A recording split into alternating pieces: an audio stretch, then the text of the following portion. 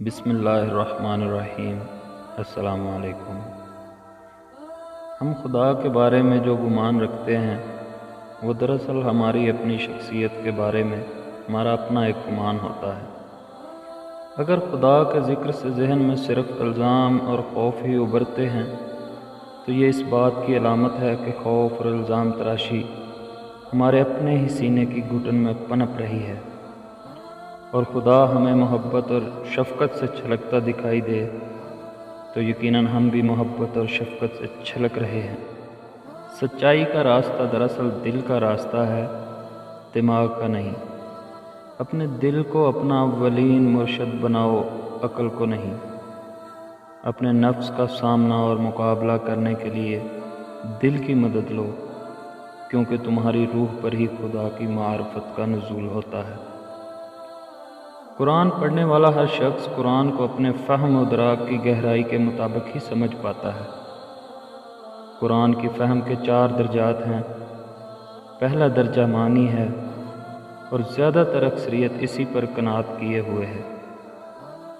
دوسرا درجہ باطنی معنی کا ہے اور تیسرا درجہ ان باطنی معنی کا بطن ہے، اور چوتھا درجہ اس قدر عمیق معنوں کا حامل ہے کہ زبان ان کے بیان پر قادر نہیں ہو سکتی۔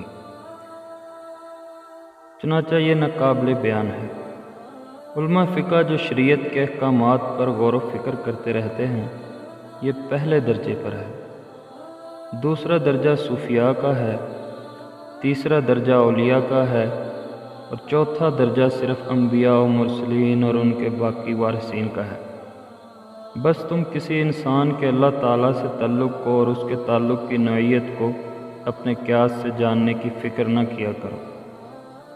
ہر شخص کا اپنا اپنا راستہ ہے اور اظہار بندگی کی اپنی اپنی نوعیت۔ خدا بھی ہمارے الفاظ و اعمال کو نہیں بلکہ ہمارے دلوں کو دیکھتا ہے۔ یہ مذہبی رسوم و رواج بذات خود مقصود نہیں ہے، اصل چیز تو دل کی پاکیزگی ہے۔ تم کائنات کی ہر شے اور ہر شخص میں خدا کی نشانیاں دیکھ سکتے ہو، کیونکہ خدا صرف کسی مندر، مسجد، کسی گرجے اور صومعے تک محدود نہیں ہے۔ لیکن اگر پھر بھی تمہاری تسلی نہ ہو تو خدا کو کسی عاشق صادق کے دل میں ڈھونڈو۔ عقل اور دل 2 مختلف چیزیں ہیں۔ عقل لوگوں کو کسی نہ کسی بندھن میں جکڑتی ہے اور کسی چیز کو داؤ پر نہیں لگاتی، لیکن دل ہر بندھن سے آزاد ہو کر اپنے آپ کو داؤ پر لگا دیتا ہے۔ عقل ہمیشہ محتاط اور پھونک پھونک کر قدم رکھتی ہے کہ دیکھو کسی کیفیت کا زیادہ اثر مت لینا، لیکن دل کہتا ہے کہ مت گھبراؤ، ہمت کرو اور ڈوب جاؤ۔ عقل آسانی سے اپنا آپ فراموش نہیں کرتی، جبکہ عشق تو بکھر جانے اور فنا ہو جانے کے لیے ہمہ وقت تیار ہے۔ اور خزانے بھی تو ویرانے میں ملبے تلے ملتے ہیں، ایک شکستہ دل میں ہی خزانہ مدفون ہوتا ہے۔ دنیا کے زیادہ تر مسائل الفاظ اور زبانوں کی کوتاہیوں اور غلط معنی اخذ کرنے سے جنم لیتے ہیں۔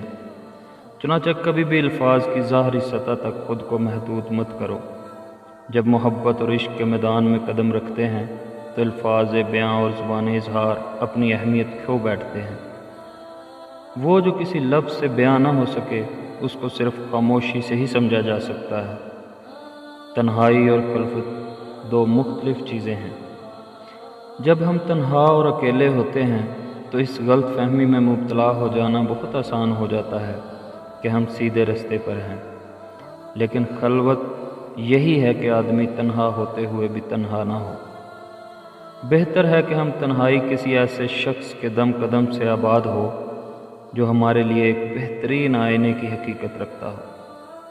یاد رکھو کہ صرف کسی دوسرے انسان کے دل میں ہی تم اپنا درست عکس دیکھ سکتے ہو، اور تمہاری شخصیت میں خدا کے جس مخصوص جلوے کا ظہور ہو رہا ہے وہ صرف کسی دوسرے انسان کے آئینہ قلب میں ہی تمہیں دکھائی دے گا۔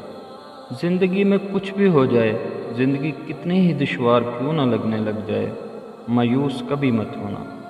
یقین رکھو کہ جب ہر دروازہ بند ہو جائے تب بھی خداوند کریم اپنے بندے کے لیے کوئی نہ کوئی نئی راز ضرور کھول دیتا ہے۔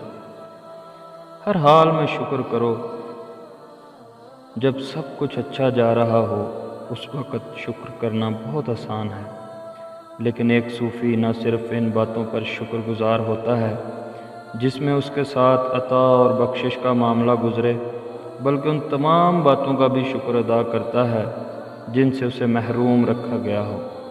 عطا ہو یا منع، ہر حال میں اپنے خداوند کریم کا شکر ادا کرو۔ صبر اور وسعت نظری۔ صبر اس بات کا نام نہیں کہ انسان عجز معطل ہو کے بے بسی کے ہاتھوں برداشت کے عمل سے گزرتا رہے، بلکہ صبر کا مطلب یہ ہے کہ انسان اتنا دور اندیش اور وسیع نگاہ کا حامل ہو کہ معاملات کے انجام پر نظر رکھتے ہوئے اپنے رب پر بھروسہ رکھے۔ صبر کیا ہے؟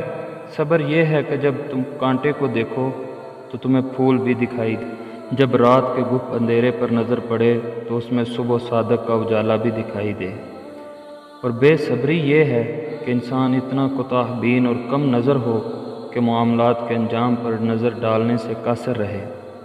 عاشقان الہی صبر کا دامن ہاتھ سے کبھی نہیں چھوڑتے، کیونکہ وہ اچھی طرح جانتے ہیں کہ پہلی کے باریک چاند کو ماہ کامل میں تبدیل ہونے کے لیے کچھ وقت ضرور گزارنا پڑتا ہے۔ عشق اور باطنی سفر۔ مشرق، مغرب، شمال، جنوب، ان سب سے کچھ فرق نہیں پڑتا۔ تمہارے سفر کی سمت کوئی بھی ہو، بس یہ دھیان ضرور رہے کہ یہ سفر ذات کا داخل سفر ضرور رہے۔